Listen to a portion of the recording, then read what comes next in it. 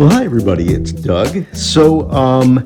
I have just another small acquisition, but it gives me another chance to show off sort of consistent pathway of my locks. What I picked up was this one, which I picked up because I don't think I had ever seen this shape of lock before. This is a Sargent, which became Sargent and Greenleaf, I think like 1867. They moved to Rochester, which is only about an hour from my home.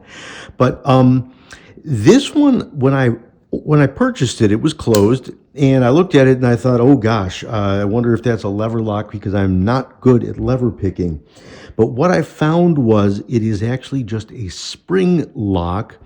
There is really just one spring to getting it open, and I found that a regular L-shaped lever pick wire wouldn't work. So this is music wire, but I needed more leverage, and what it has is wards in there. So just plates of steel that prevent a key from turning that isn't already cut for those plates. And then there is a spring latch that you just have to hit to pop it open, but it does take a lot of power. So that is really just a spring lock. I've got a couple like that one with a single latch, no fancy levers inside. Again, it's just a matter of hitting in between the wards. Hello. To get that spring open. But it reminded me that I really do have a taste for these Sargent locks. And you remember from my last video when I was doing the iron push key locks, I showed you these, which would be the pipe style that I love so much. And then the later, so these would be like, I assume 1880s, 1890s locks. From there, if you look at their catalog, then we've got something like this lever, which is a cool one, neat little, you can tell that it's not warded because there are slightly different layers, cuts in here in between to accommodate the lever or levers. There's not probably anything too sophisticated in there, but there's a kind of a cool one. Later on in their history, they began doing this pattern. Now, I only found a 1926 catalog and found this on it, but I think this was one of their historical older locks. These, of course, were the more desirable because these were the, what's the word? Pin tumbler style locks, much more sophisticated, much more resistant to tampering. And so you've got this one with a nice, whoa, there we go, nice clean pop.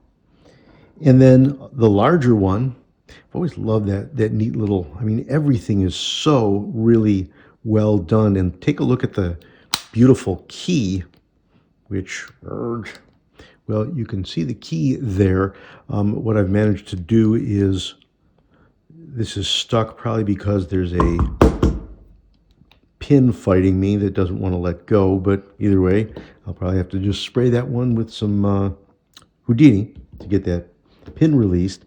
And then later on in the years, we came across these more modern ones. These have to be like 1960s, especially that modern style of font.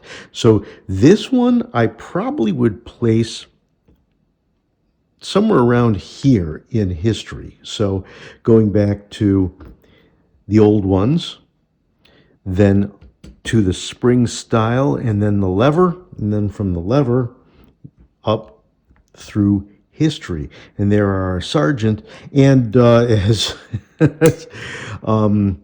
Gantry likes to remind me, this is Doug Picks locks. So yeah, I know that was sort of a pick on that one, but we may as well take this one. And let me see, I'll actually put this in the bottom. This one, as I remember, let's see, pin 1 is loose, pin 2 is loose, pin 3, nice click,